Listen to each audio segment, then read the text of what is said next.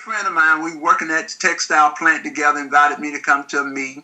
And he came to my house with his field trainer, and they looked at my policy. And I had about 7 of them, okay? And I had this State Farm policy. And he looked at me, he said, Mr. Lyons, he said, upon death, do you remember who you name as your beneficiary for your cash value? And I said, my wife. And he looked at me, he said, no. And, you know, long story short, he showed me where the cash value go back to the company. So that Monday morning, I showed up at the State Farm office to ask the guy, why did he not make my wife the beneficiary for the cash value? And instead of him explaining it to me, he kind of went off the deep end and, you know, went to saying stuff about, I don't know who you've been talking to. This is a reputable company. And we went on for a few minutes there, y'all. Make a long story short, I said, I tell you what, Larry, you cancel that policy. And as I was walking out the door, you all, I had turned my IBA in, but as I was walking out the door, this is what he said to me. He said, yes, Jeremy, he said, yes, they're going to probably try to recruit you, but you won't last 6 months. I said, wow. And I said, well, we'll just have to see. But you know, praise God, in March it'll be 40 years. He was right. I didn't make it 6 months. I made it 40 years. So what I'm saying to the new people that is on here, whatever journey that you have to go down, whatever road you have to go down, know that your upline, your field trainer, the company, they got your back. They got your back, okay? Let's talk about this thing that we call whole life insurance, okay? In 1983, my grandmother passed at age 90. She had 7 whole life policy. Those 7 whole life policy only amounted to $1,700. She had had them policy for some 50 years. All of the cash value went back to the company. If you don't have a story, you're welcome to borrow mine. Okay? And looking at that situation, you all, and as I got more knowledge, I went back and I looked at it and I studied it. And I finally figured out, even the agent said, well, she could have borrowed the cash out of there before she died. But if she had borrowed the cash, guess what? We wouldn't have had $1,700, right? Go towards the funeral expense, okay? So when you look at this and they say, well, cash value insurance, the premium never go up. Well, I beg your pardon on that, Mike. Let's take a look at something here. Let's say this is a person age 30. Let's call him John. John had a $100,000 policy here. Age 30, paying $935 annual for that policy, right? At age 50, he's going to have some $20,000 built up in that policy, okay? Well, at this point here, Juanita, if John died, Mary would say, well, I asked Mary, I asked Juanita, how much are you expecting to get from this company? Juanita looks, she said, well, $100,000 policy, I got $20,000 in the investment, maybe $120,000. No, you're only going to get the $100,000 because the $20,000 is going back to the company that offset the company risk. So let's take a look and see, do the premium go up? Oh yeah, by the way, y'all, the definition of cash value life insurance, the money go into a hole never to be seen again. Okay? Let's take a look at something here. How do you buy life insurance? Most people would say annual, monthly, quarterly, semi-annual. No, you buy life insurance by the thousand. Take a look at this right here.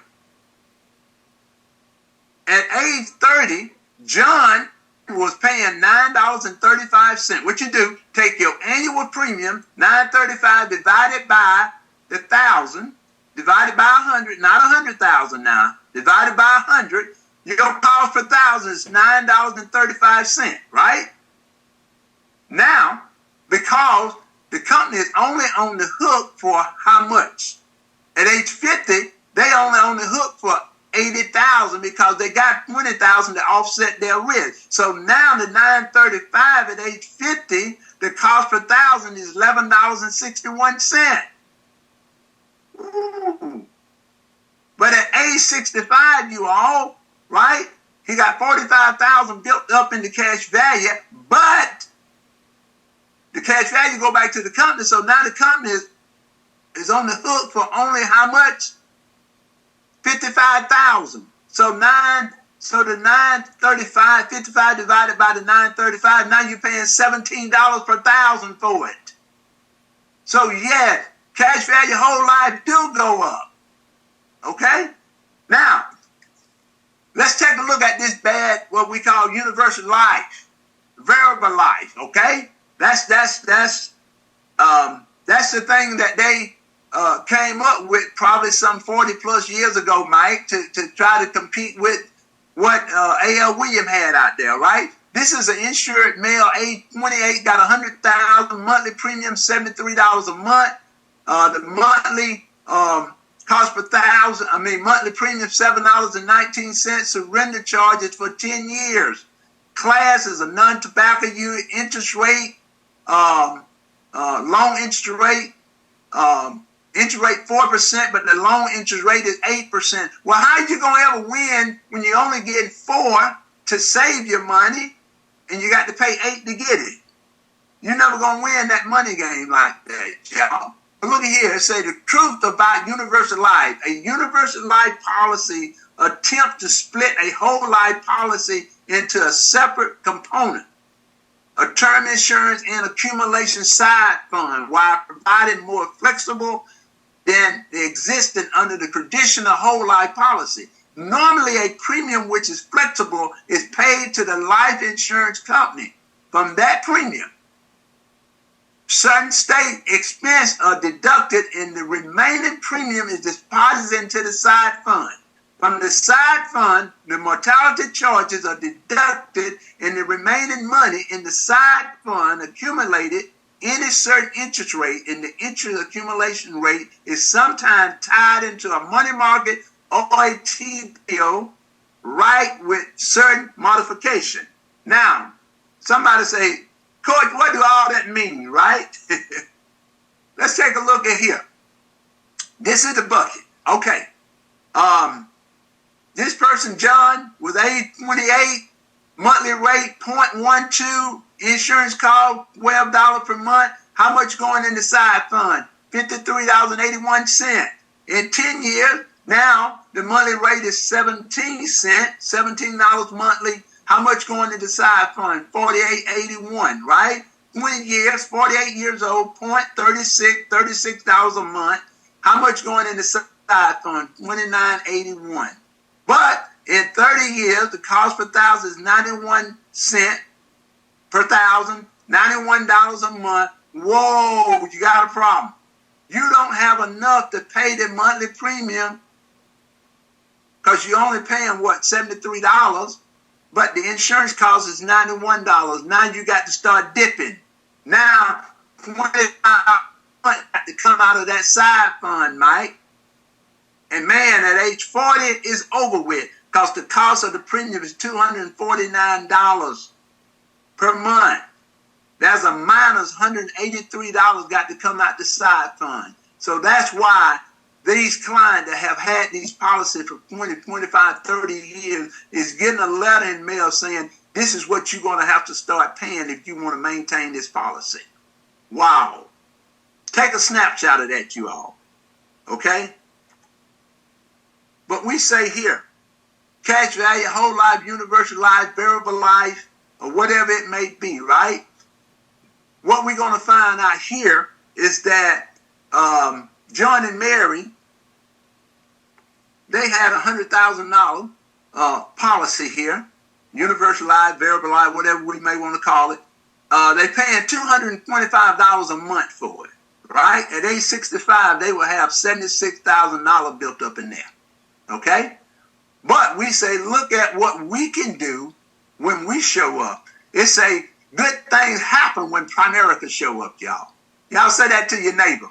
Good things happen when Primerica show up, okay? Now, we say, John and Mary, looking at your financial need analysis, looking at FNA, you all really need $250,000 each, right? 30-year level term policy, $80 a month. We got $145 at 9%.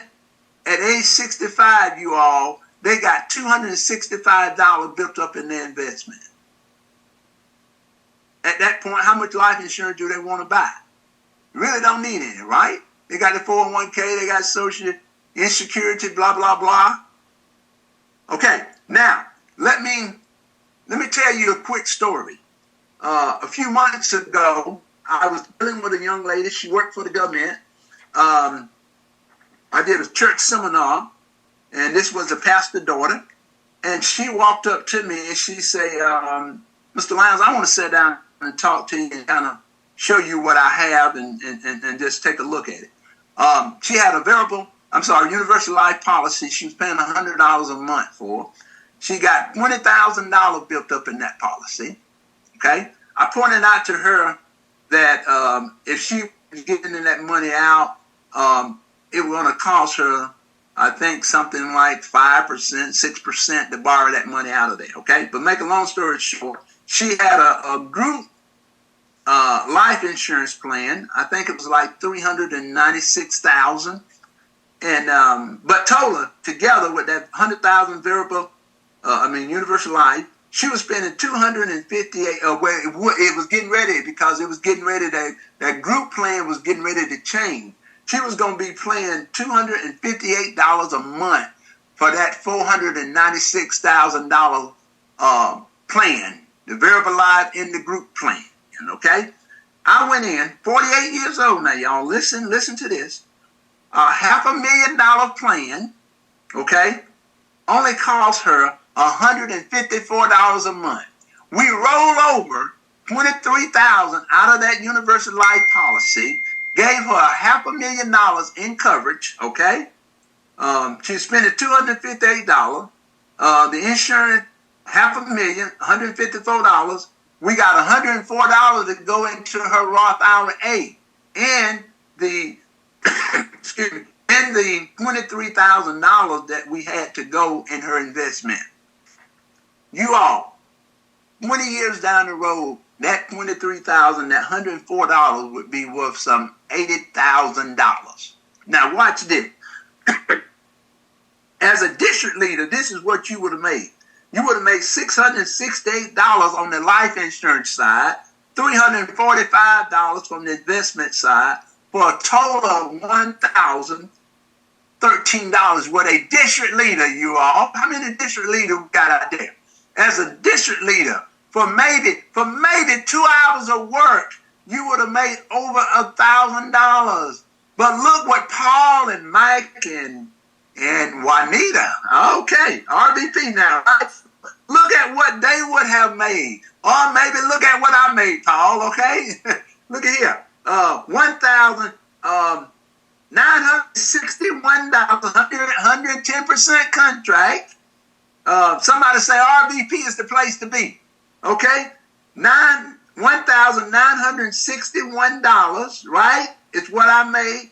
They advanced me 75% of that, $1,470.98.